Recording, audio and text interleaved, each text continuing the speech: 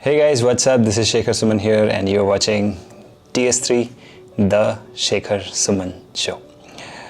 I'm your host, Shekhar Suman, and today we are celebrating 15 years of Biotecnika. Yes, you heard me right. 15 years ago in 2006, on 11th of October, we coined the name Biotecnika and we came up with this philosophy where we say Mission Biotecnika Revolution and vision to reach out to every biosciences professional across the globe. Ladies and gentlemen, boys and girls, welcome to this special episode 2 of TS3, and today we are going to celebrate not just the 15th birthday of Biotecnika, but also I want to personally connect with each one of you and tell you how we all can make grand achievements in this field of biosciences.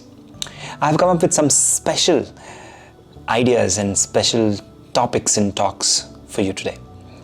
The first episode was obviously dedicated to climate change, global warming, and I got a lot of, trust me, so many responses that I had to really take out time to respond to each one of you. In fact, still I am replying as I speak. So let's start today's TS3 episode by talking about Biotecnika. Now, you know, the word Biotecnika has two words, Biotecnika, okay? So basically, Nika is a derivative of the root word Nike, N-I-K-E, which means goddess of victory. And Nika means bringing victory. It's a Greek word. And Biotecnika means bringing victory to the biosciences field. And Biotecnika means bringing victory to biosciences field. That's what it means, right? So, 15 years fast forward, how do I feel today is really wonderful. Being the #1 platform of India and now going global with the support of all of you. That's really incredible. But hey, I'm not here to do chest thumping and saying that, oh, Biotecnika is so great. We all know that. What's more important today is to help each one of you do some legendary things in your life, in your career. And that's what is our mission, that is what is our vision. So today I am going to take up a very important topic, which is Bio-Entrepreneurship. Now, Bio-Entrepreneurship is a less talked about topic, and in fact, very less people are getting into this. And that's the reason you see only a handful of companies such as Biocon, Dr. Reddy's or Syngene or whatever companies, biosciences companies we have in India. There are only a handful of companies. So there was a question which came to me in zipmessage.com/biotecnika, and this girl asks me why there are so less biotech companies in India. So my answer to her was because the youth of today is busy searching for jobs. The youth of today is not busy creating jobs. And by that I mean to say all of us. If all of us are involved in creation of employment for our sector, imagine where we can take our sector. I know you will feel, oh, that's a tough job. I'm going to give you some basic steps which will help you get started if you want to build a career in biosciences by starting a company, by starting a biotech startup. So let's start with the first step. The first step of bio-entrepreneurship is passion. If you're passionate about your field, if you love your field, and if you have a never say die attitude, and if you want to see others prosper along with you, then I think bio-entrepreneurship is one of the best things you can do today, being a bioscientist. So having said that, for our Know Your Company series, we keep doing a lot of research. So I was seeing the recent KYC research, and I realized that Dr. Reddy's was started by a scientist who started the company at the age of 45.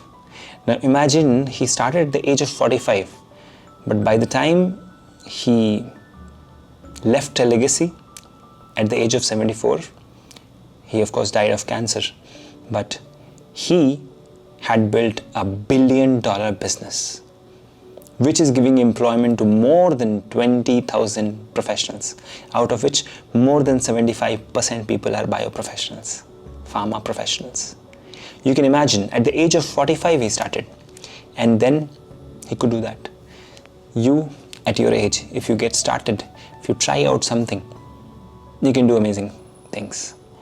But the question is, hey, starting a biotech company is tough. Starting a biotech company is a costly affair. No, it is not. You can start with low cost, lightweight products, which does not require much of investments. Okay? If homemakers could create lizard papad, why can't you start into probiotics? Why can't you start into mushroom cultivation? Why can't you start into agri-biotechnology? Why can't you start into marine biotechnology? Whatever is your area of interest. I'm not saying that you do this, you do that. It's your choice. But instead of spending one day in searching for a job, why not think of creating jobs? Just spend one day and think of one idea, right? That this is something I want to do in my life. And then think, okay, what do I need for this? Start putting down the list, okay? Lightweight biotech entrepreneurship. That's what I'm saying. I'm not asking you to go in and start a pharma company straight away, or do a lot of research and then bring in that patent and then you go in. You can get started any day, anytime, even right now. The only key to your success will not be a second version of someone else, but to be a unique and a better version of your own self. And that's very, very important. Many of the entrepreneurs I see in biosciences, or in fact everywhere, they try to copy. That's not the secret of your success, right? Original will always be original, right? So always try to do that. Now don't get into the debate about generics and other stuff. That's a total different business and a total different market. What I'm trying to tell you here is start with a lightweight biotech enterprise. Something into agri-biotech, something into plant biotech, something into animal biotech, whatever may be your area of expertise. Start with small, grow big. I know a company which does just one thing, which is polishing apples. So they created a wax, which is edible wax, which the farmers, when they put on the top of apples, the apple looks more, it gets more glow in light. Now that's a biotech startup, right? I forgot the name. Otherwise I would have shared it with you. What is that? It's just wax, edible wax, which creates shine on the top of apples and all the food material. And they are into millions of dollars. The problem with all of us is we miss out on the philosophy of life. We think that, okay, we've done our graduation or post-graduation, so let's get a job. But boss, who is creating it? You can't rely on the 1970s and 80s entrepreneurs for today's job. See, they did their duty. Dr. Shaw or Dr. Ella or whoever, Dr. Reddy, they've done their duty. But it's your chance now, your opportunity to take forward. One excellent area which I can think of is merging bioinformatics and drug discovery. Of course, that's one area. Another area is, utilizing artificial intelligence into drug discovery. If that is your expertise, think on those terms. Okay. See, transitioning from a research scientist or a research student into a bioprofessional, into an entrepreneur, into a bio-entrepreneur is not tough in today's era. You have plenty of tutorials, plenty of videos and mentors like me who would guide you. But what you need is just one thing, decision. Decide that you want to change the lives of people. That's what Dr. Shaw did. That's what Dr. Ella did. That's what Dr. Reddy did. That's what I'm doing, right? So if you really want to live a life worth living, then I think bio-entrepreneurship is the way to go. Now, why do I say that? Because I'm sitting on 15th year of Biotecnika and I genuinely believe that आप सब लोगों में hidden talent है. You all have hidden talent. And if that talent comes out at the right age, you can achieve what even Elon Musk could not, right? आपको पता है India से बहुत ही कम नोबेल प्राइज विनर्स हुए हैं, right? You know that October is the month of Nobel Prize announcements, right? So what if you could be a scientist who wins a Nobel Prize and at the same time goes ahead and starts a big biotech enterprise? But somewhere you have to get started, somewhere you have to get that experience. Start with something, right? Something easy, get a taste of it, okay? Now many people say that, okay, I am studying, how can I get into my bio-entrepreneurship? Some people will say, I am jobless, I don't have any money, how can I start a company? To start a company, you need a decision and an idea and a willpower to do it. 15 years ago, I was close to 19 years. I didn't have any money, not even a single 100 rupee note in my pocket. So from there, if I could build an empire called Biotecnika, why can't you today take charge? Now, I'm not saying you go and copy any other company. You don't need to. Think of something unique, genuine, and if you cannot think of, join some groups where bio-entrepreneurs tread, where they discuss, or look at some market trends in the next 10 years which is going to come, and work on the top of it. In fact, the pandemic offers a great opportunity for all of us to become bio-entrepreneurs.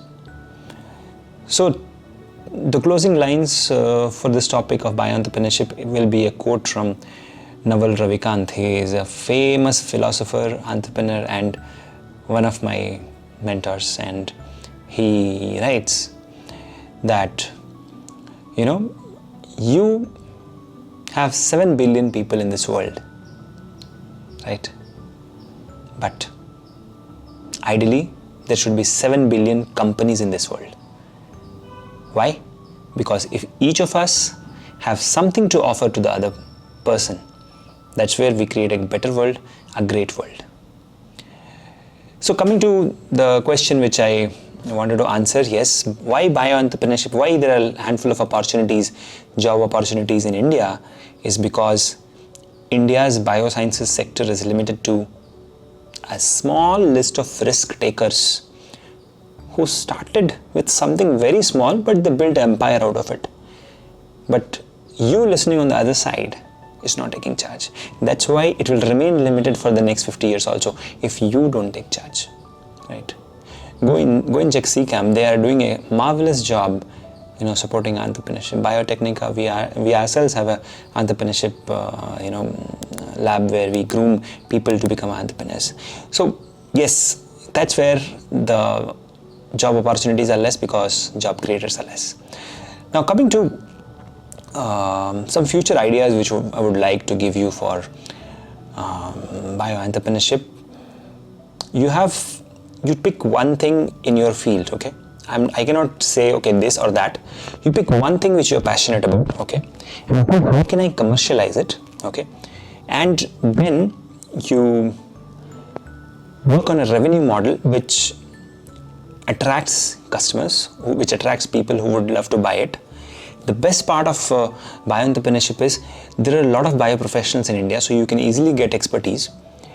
All you have to do is create a product which the general population will consume. It can be into cosmetics, it can be into nutraceuticals, it can be into probiotics, it can be into agri-biotech, plant biotech, it can be into marine biotechnology, it can be into anything which is your field, your passion. Okay, you have to just think what kind of products I can create, okay, and how can I commercialize it. For example, see, each time we consume banana, right, we throw the peel, right, banana peel. Think of a product which can be created out of that banana peel, right, which is biodegradable and still can be used in like alternative to plastic or something, right? So basically what I'm trying to say is that is where you build a great company, okay, at the back of the largest pool of biosciences professionals which you have got in India, right? But create a product for the general public. If you create a product for biotech population, then you won't be able to scale it up to a bigger company. Now, for example, Biocon is into, suppose, diabetes drugs. Now, diabetes happens to the general population. So they use a specific knowledge of biotechnologist, bioscientist, and apply it to create products which appeals to the general population. So that's the keyword which I want to give if you want to start a bio company. So next one which I wanted to highlight here is how a scientist or a student can transition into an entrepreneur successfully. So yes, 15 years ago when I was passing out of my bachelor's, my teachers were very annoyed because I was not ready to pursue my PhD, because they said you have excellent skills to become a great scientist. You have excellent analytical skills, you have excellent communication skills, you have excellent aptitude to get into research. Why are you not getting into this? But by the time we had already built Biotecnika, so I was like, okay, that's so that was, I think, 12 years ago. Okay, but yes, I have successfully myself transitioned from a student or a researcher into the world of entrepreneurship. And if you also want to do that, then one of the ways we can do is we will relaunch our entrepreneurship mentoring program, which you can join. That's one thing.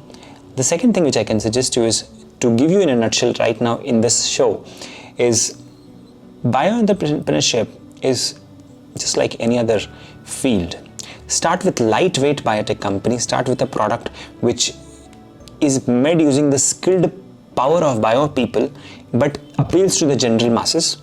But at the same time, you have to learn managerial skills, communication skills, interpersonal skills.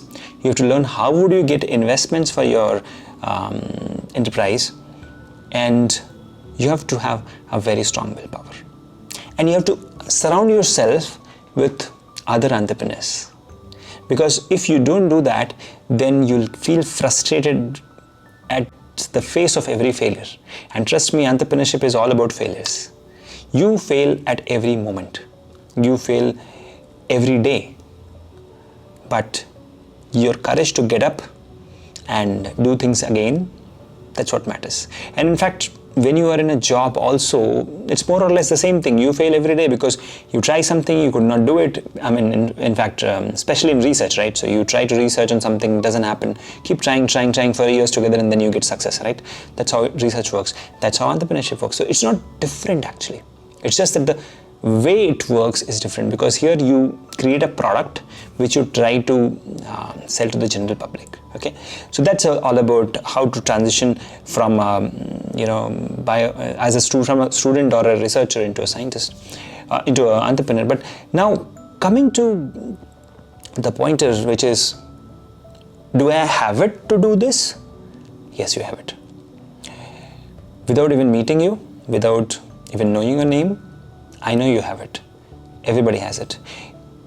We all have layers of talent. With the age, it keeps coming out. For example, 15 years ago, I didn't have this talent of talking like this, I could not talk like this. I was an extreme introvert. But today, I can talk. The entire room is empty and I'm talking to a camera, right? How I'm able to do it? Because this was a talent hidden inside me, right? 15 years ago. But today, I have that. The same way, today you feel that you don't have a talent of becoming an entrepreneur. Yes, you have it. Okay. So let me, end this discussion of bio-entrepreneurship by a quote again by Naval Ravikant, where he says, you choose the cage which you want to be in. So you want to be into the cage of bio-entrepreneurship, you choose it. You want to be into the job side, you take a job and be comfortable, you choose it. And you want to become an investor in future, you choose it. So whatever, which company you want to work, what you want to work, all that you choose. See, you chose biosciences, right? That's your cage now. You cannot move out into computer sciences now. Obviously, with some effort you can, but most of us cannot. So that's what I'm trying to say is you have chosen your cage. Now build a massive business out of that cage. Okay, utilize the talent, the manpower, the pool of resources which you have. So if you are a researcher, even if you are a JR, even if you are just starting with your biosciences career, maybe you are in your first year BSc, still you can do it, because I did it, right? In my first year bachelor's, we started Biotecnika. right? It's not that I'm very talented. I'm not extremely talented. I'm just a normal guy, just like you. But I believe in myself. I believe in the people with whom I work. That's all. Rest takes care of itself. Okay, so that's where we end the bio-entrepreneurship things. Now, if you have any questions, or if you have any arguments or anything you would like to share, please drop down in the comment section, and I would love to answer them. And if you have any specific question, you know where to go. zipmessage.com/Biotecnika, where you ask questions and I reply with a video, right? I shoot a video and talk. Okay, so that's very important here. Now, there was a question from the last episode which I would like to take up, which says climate change is everywhere, but still why many companies are using harmful gases to create products, or harmful stuff to create products. So this question definitely needs attention, not just from all of us, but from our politicians, from the activists for climate change and global warming. This is because we live in a capitalist economy, and in capitalist economy, whatever brings profit, do it. See, this world is compiled of two types of people who run a company. There are businessmen and there are entrepreneurs. Entrepreneurs are driven by purpose, not by profit. Okay, I'm an entrepreneur, I'm not a businessman. But businessmen are people who are driven by profit, not by purpose. Okay, so what happens there is, when they are driven by profit, then they will do anything to earn profit, and that's where the problem begins. So whether it is chlorofluorocarbon being used in the cooling products, which was hurting the ozone layer, it all boils down to one thing: our policy makers have to make a decision, have to say that this must stop.